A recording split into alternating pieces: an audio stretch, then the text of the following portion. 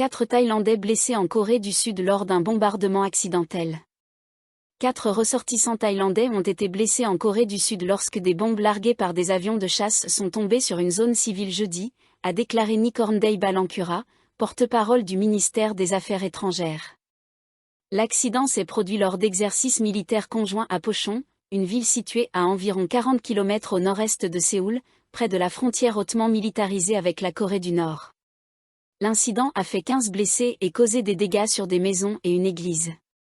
Parmi les blessés, un Thaïlandais a été touché aux mains et aux jambes et reçoit actuellement des soins à l'hôpital. 3 autres ont été légèrement blessés et ont pu regagner leur domicile pour se rétablir. Les autorités sud-coréennes ont annoncé qu'elles prendraient en charge l'ensemble des frais médicaux, a indiqué M. Nikorndej. L'armée de l'air sud-coréenne a présenté ses excuses pour cet accident et s'est engagée à aider les blessés ainsi que les personnes affectées. Elle a également précisé qu'il s'agissait de la première fois que des civils étaient blessés lors des exercices militaires conjoints entre la Corée du Sud et les États-Unis depuis la fin de la guerre de Corée. L'ambassade royale de Thaïlande en Corée du Sud a contacté les blessés et suit de près leur état de santé, selon M. Nikorndej. Le ministère sud-coréen de la Défense a annoncé vendredi que le nombre total de blessés était passé à 29, dont 15 civils, selon Reuters. Le département des enquêtes spéciales, DSI, limite son enquête sur l'élection sénatoriale à des accusations de blanchiment d'argent.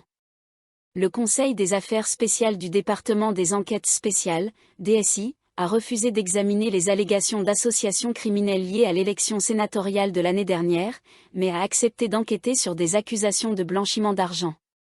Le Conseil, présidé par le vice-premier ministre Fintam Wechayachai, s'est réuni jeudi pour décider s'il devait ouvrir une enquête sur des soupçons de collusion lors de cette élection. Certaines plaintes concernent des faits d'association criminelle, prévus par le Code pénal, ainsi que des infractions relevant de la loi sur le blanchiment d'argent, selon des sources. Sur les 18 membres du Conseil, 11 ont voté en faveur d'une enquête limitée au blanchiment d'argent, contre 4 oppositions et 3 abstentions. L'enquête du DSI aurait révélé que plus de 300 millions de bahts auraient été dépensés pour influencer illégalement le vote lors de l'élection, en violation de la loi anti-blanchiment d'argent, ont indiqué les sources. La prochaine étape consiste pour le chef du DSI, le Paul Majiyutana Predam, à mettre en place une équipe d'enquêteurs pour traiter l'affaire. Ceux-ci auront le pouvoir d'ordonner le gel des avoirs soupçonnés d'être liés aux infractions de blanchiment d'argent. Si des preuves supplémentaires d'association criminelle dans l'élection sénatoriale sont découvertes, le DSI pourra également ouvrir une enquête à ce sujet, ont précisé les sources. Toute plainte relative aux violations des lois électorales sénatoriales sera traitée séparément par la Commission électorale, EC, ont-elles ajouté. Le ministre de la Justice, le Paul Koltawe Sodsom, qui supervise le DSI, a déclaré après la réunion que son département travaillerait avec les procureurs pour garantir une enquête efficace. Il a précisé que les enquêteurs du DSI allaient désormais convoquer des suspects pour interrogatoire et examiner les flux financiers liés aux soupçons de manipulation du vote. Le chef du parti BoomJT, Anutin Charnvirakul, a rejeté jeudi les allégations selon lesquelles la décision du DSI de ne pas enquêter sur l'association criminelle serait liée à une rencontre entre le fondateur du parti, Ngawang Sichol, et l'ancien Premier ministre Thaksin Shinawatra dimanche dernier.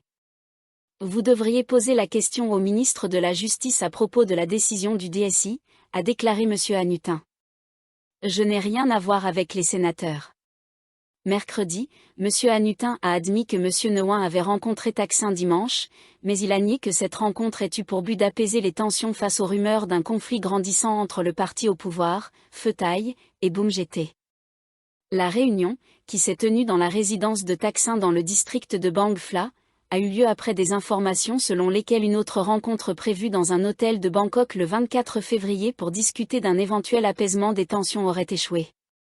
M. Anutin a affirmé avoir invité M. Ngawang à cette réunion pour discuter du prochain débat de défiance contre la première ministre Paetongtarn Shinawatra, des politiques gouvernementales et du projet de complexe de casinos et de divertissement. Des tensions entre Pheu Thai et BoomJT ont été rapportées ces derniers mois sur plusieurs sujets majeurs, notamment la majorité requise pour approuver un référendum sur la révision de la Constitution, les complexes de casinos et la modification de l'article 256 de la Constitution pour permettre une réécriture de la charte. Il est largement spéculé que l'enquête du DSI sur la collusion présumée dans l'élection sénatoriale vise principalement la soi-disant « faction bleue », un groupe de sénateurs liés au parti Boumjeté. Dans un message sur Facebook, l'ancien commissaire électoral Sonché Srizutiyakorn a estimé que l'enquête pour blanchiment d'argent pourrait durer environ 1 an. La première ministre Paetongtarn Shinawatra présente sa vision pour faire de la Thaïlande une destination touristique de classe mondiale. La première ministre Paetongtarn Shinawatra a exposé sa vision pour promouvoir la Thaïlande en tant que destination touristique de classe mondiale lors d'un salon international du tourisme à Berlin, mercredi. Elle a réaffirmé l'engagement du gouvernement en faveur d'un tourisme durable, de l'amélioration des infrastructures, de la promotion du soft power du pays et de la sécurité des visiteurs. Elle a fait ces déclarations lors de son discours inaugural à l'événement Amazing Thailand Networking Event, organisé dans le cadre de l'International Tourism Ubers Berlin 2025, ITB Berlin 2025, qui s'est tenu au CityCube, dans la capitale allemande. Le porte-parole du gouvernement, Jiraiyu Umsub, a résumé les principaux points de son discours. Il a déclaré que l'année 2025 avait été désignée comme Amazing Thailand Grand Tourisme et Sport Year 2025, le tourisme étant l'un des piliers stratégiques pour stimuler la croissance économique du pays.